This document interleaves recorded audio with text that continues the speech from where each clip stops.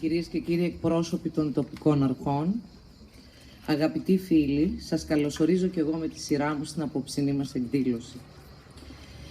Πριν ξεκινήσω, για να σας πω έτσι μια μικρή ιστορία προσωπική και βιωματική, αποτέλεσμα της οποίας είναι η σημερινή εκδήλωση, οφείλω να ευχαριστήσω τον συνάδελφο τον Κώστα τον Αστηρακάκη για την εκπληκτική συνεργασία, την Εύη και τον Αργύρη από το Δημοτικό Θέατρο, την Εύη και τον Αργύρη στην Πινακοθήκη, το Φώτη που σταμάτησε την άδειά του και είναι στα ηχητικά απόψε, ακριβώς για να παρουσιάσουμε μια καλύτερη εικόνα και μια καλύτερη ακουστική, και βεβαίως τους βασικούς πρωταγωνιστές της σημερινής βραδιάς.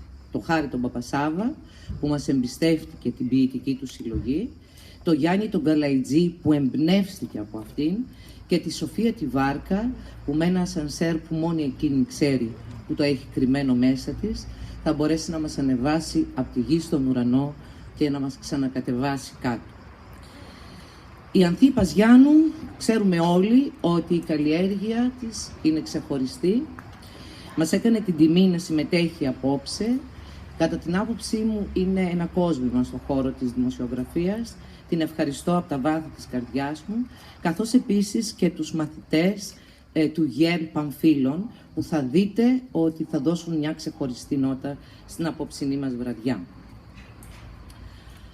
Έχει αποδειχτεί ότι τα βιώματα των πρώτων παιδικών χρόνων είναι αυτά που παίζουν καθοριστικό ρόλο στη διάπλαση των χαρακτήρων. Πολλά από αυτά μας ορίζουν και κάποια μας καθορίζουν. Εγώ, η Σοφία η Βάρκα και ο Χάρης ο Παπασάβας είμαστε από ένα κοινό τόπο, με άλλες χρονικές στιγμές, αλλά περίπου με όμοια βιώματα. Θεωρώ ότι δεν είναι τυχαία η απόψινή συνάντηση, που δεν έγινε βέβαια με βάση την επιλογή του τόπου. Ήρθαν όλα και συνομωτήσαν στο να γίνει αυτό που θα κάνουμε απόψε. Γεννήθηκα και μεγάλωσα στα Βασιλικά. Όταν άρχισα να καταλαβαίνω τον κόσμο, μέσα από τα πράγματα που κατάλαβα ότι δεν μπορώ να τα αντέξω, ήταν η βία που έβλεπα να εκδηλώνεται από τους άντρες στις γυναίκες. Μια βία που κακά τα ψέματα εκείνα τα χρόνια, σας μιλώ για το 72-73, και δυστυχώς μέχρι τις μέρες μας ακόμα, σε κάποια μέρη της ηπειρωτικής Ελλάδος περισσότερο, ήταν και είναι κοινωνικά αποδεκτή. Εκείνες οι ματιές του πόνου, χαρώ πως γίναν αγκάθια στην καρδιά μου, που δεν φύγαν ποτέ, που μείναν, μεγαλώσαν και αυτό που κάνανε ήταν μόνον πίο.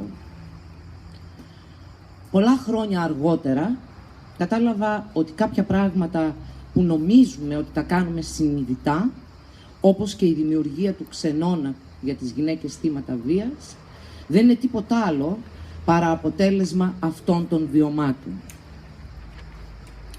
Όταν το 2010 ο Δημήτρης ο Βουνάτσος μου μετέδωσε το μικρόβιο της ενασχόλησης με τα κοινά, ως αρμόδια αντιδήμαρχος τότε, παρουσιάστηκε ένα ευρωπαϊκό πρόγραμμα που είχε να κάνει με ξενώνες για τις γυναίκες θύματα βίας και τα παιδιά τους.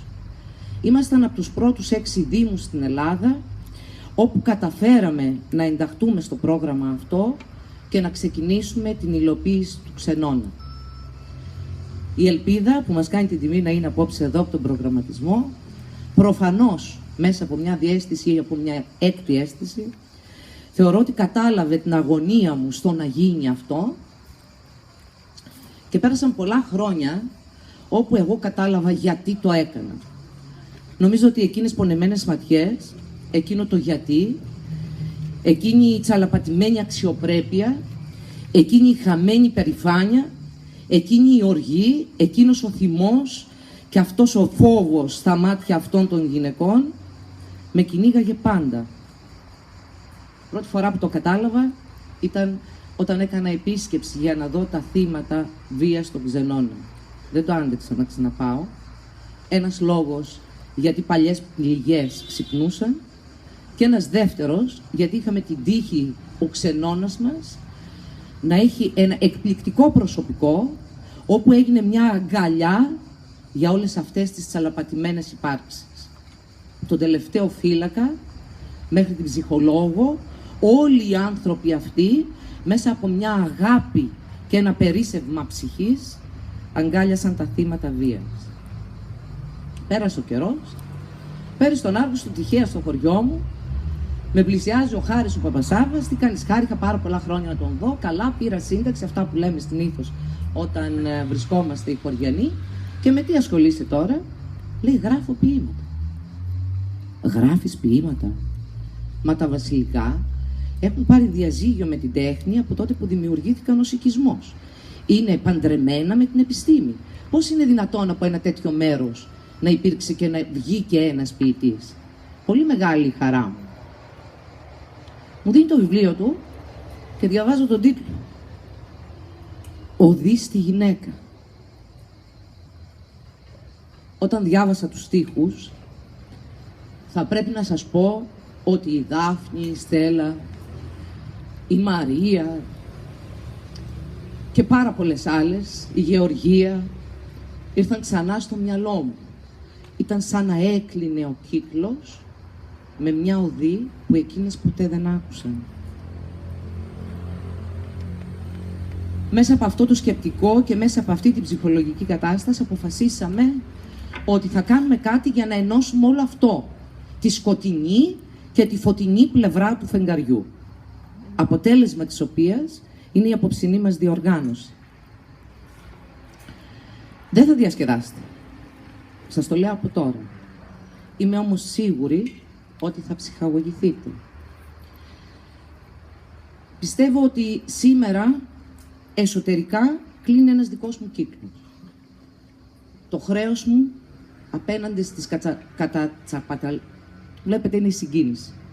Κατακρεουργημένες εκείνες γυναίκες, θαρώ που στο κλείνω, θαρώ που στο κλείνουμε όλοι εμείς, οι οποίοι θέλουμε μια καινούργια πραγματικότητα στη σημερινή μας Ελλάδα.